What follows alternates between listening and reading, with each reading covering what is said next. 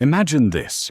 It's 4:30 a.m., there's no alarm clock, no snooze button, and definitely no coffee machine for making your morning caffeine fix.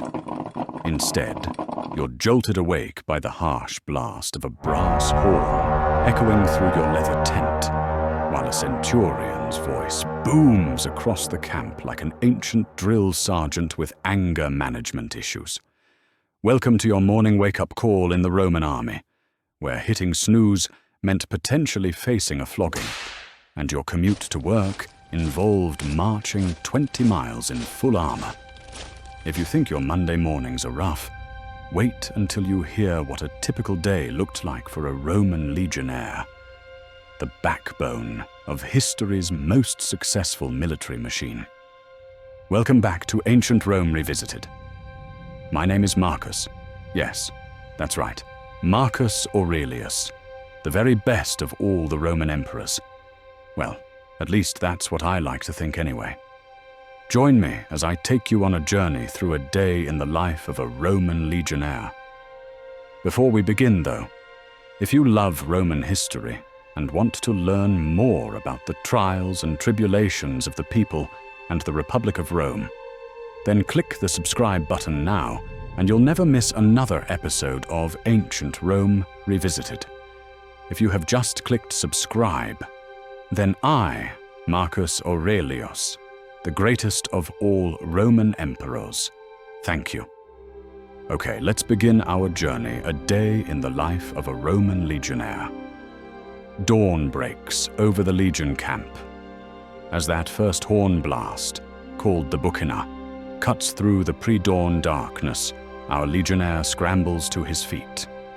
Let's call him Maximus, in honor of Maximus Thrax, the first Roman emperor to start his working life in the Roman army before making his way up the ladder to the top job. When he joined, Maximus was a young Thracian who would have signed up for 25 years of military service. That's right, 25 years. Imagine committing to the same job from age 18 until you're 43, with no career changes, no sabbaticals, and definitely no work-from-home options. Maximus shares his tent with 7 other soldiers, and within minutes, their small leather shelter is buzzing with activity. There's no time for morning yoga or checking social media. The Roman army ran on precision timing that would make Swiss watchmakers jealous. First order of business? Roll call, or as the Romans called it, nominatio. Every single soldier had to be accounted for, because in an army of 5,000 men, losing track of even one could spell disaster. But before Maximus can even think about breakfast, and Roman army breakfast was about as appetizing as it sounds, he needs to get dressed. Imagine putting on a business suit, but instead of a tie and jacket, you're strapping on 40 pounds of metal armor, a helmet that weighs as much as a bowling ball, and a shield that doubles as a small door.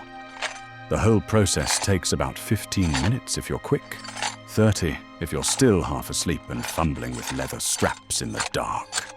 The hierarchy, who's who in the Roman army. Now, before we follow Maximus through his day, what you need to understand is that the Roman army wasn't just a bunch of blokes with swords wandering around Italy. This was a sophisticated military machine with more ranks and positions than a modern corporation.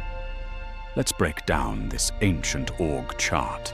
At the very top of our legion, and remember, a legion contained about 5,000 men, sat the legatus, basically the CEO of warfare. This guy was usually a Roman senator doing his military service, kind of like if one of the board members in your company decided to personally manage the most dangerous project in the company's history. The legatus made the big strategic decisions: where to march, when to fight, and whether to build a bridge across a raging river. Just below him were the tribunes, 6 officers who were essentially middle management with swords. Think of them as department heads, except their departments specialized in different flavors of organized violence. Some were young aristocrats, getting military experience before their political careers, while others were seasoned professionals who'd climbed the ranks through merit and probably more than a few close calls with enemy spears. But here's where it gets interesting.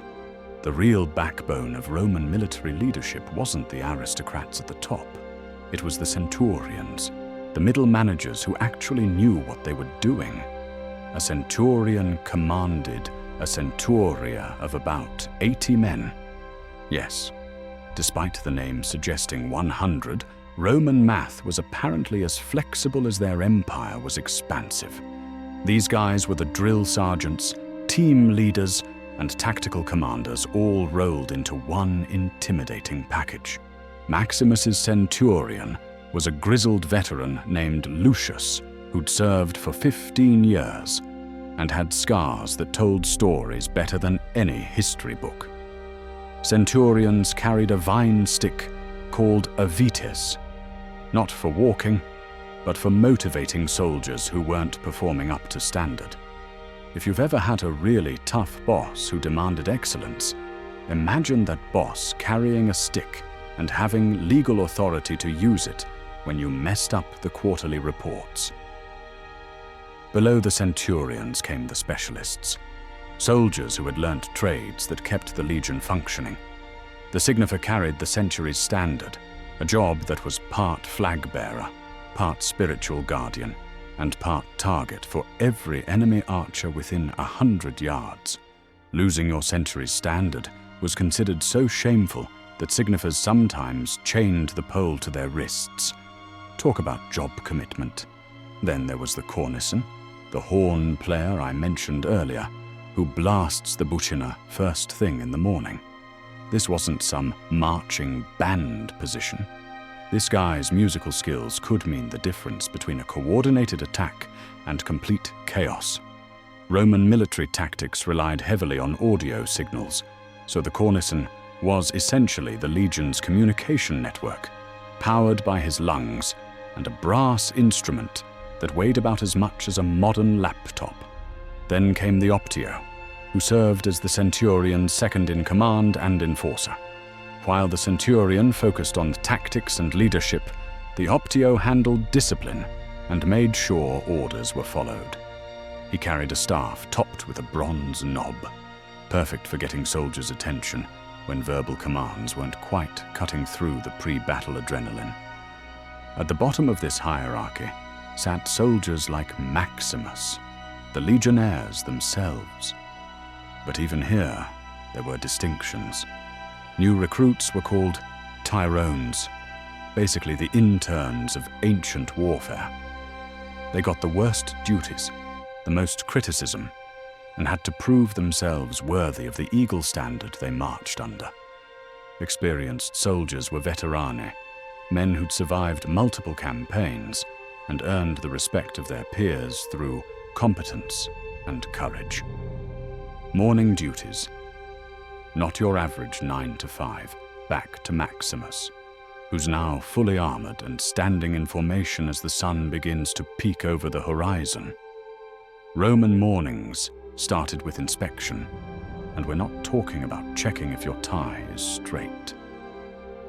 Centurions examined every piece of equipment, every weapon, every strap and buckle.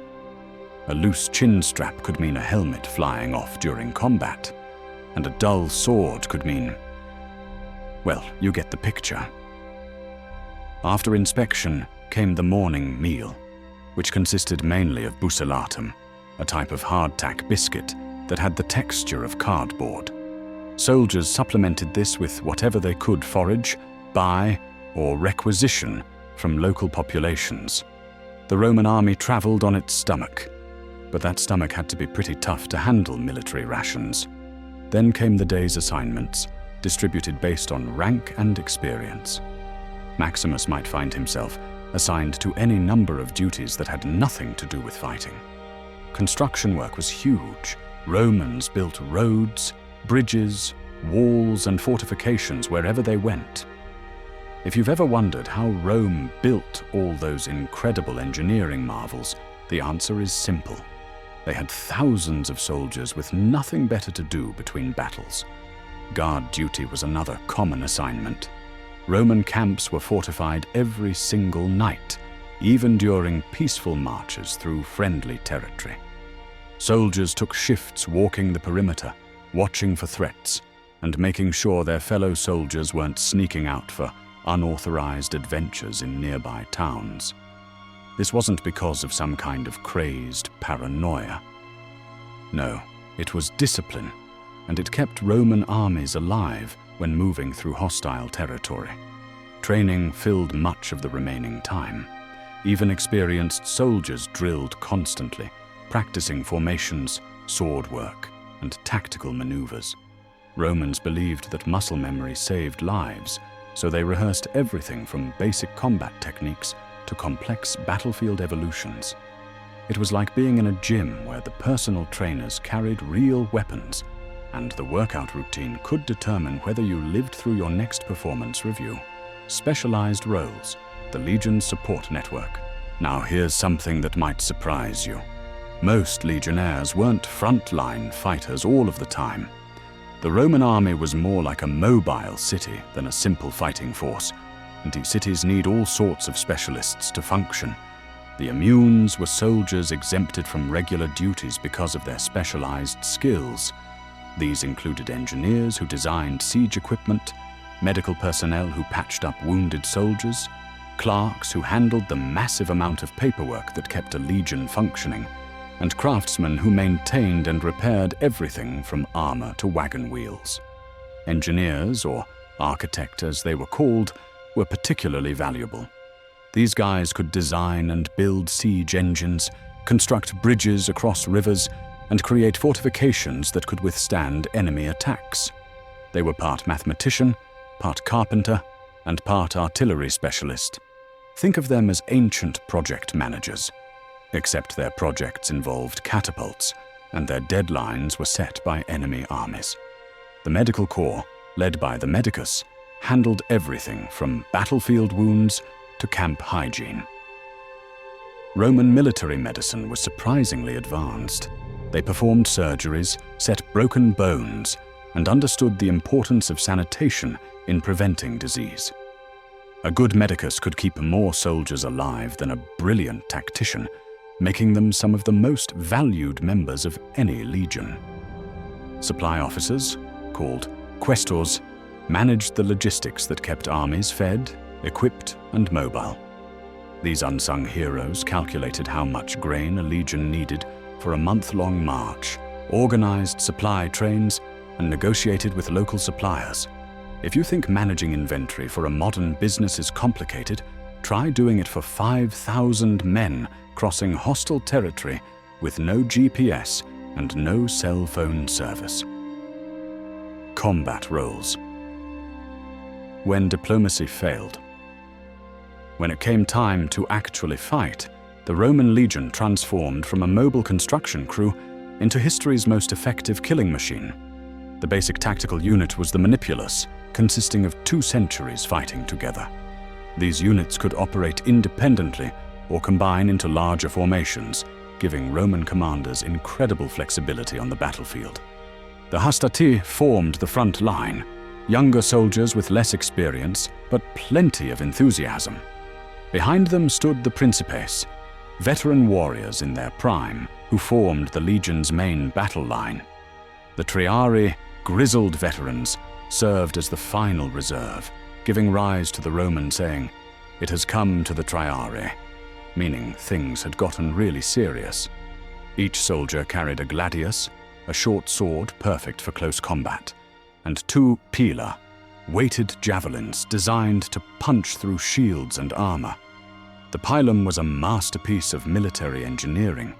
Its soft iron point would bend on impact, making it impossible for enemies to throw back while weighing down their shields. But individual weapons were less important than collective tactics. Romans fought as a unit, using their large rectangular shields to create an interlocking wall of protection, while their short swords, found gaps in enemy defenses. It wasn't flashy or heroic in the Hollywood sense. It was methodical, professional, and terrifyingly effective. Evening wind down in the Roman army. As the sun set over the legion camp, Maximus's day was far from over. Evening brought its own set of responsibilities: equipment maintenance, camp fortification, and preparation for the next day's march or battle.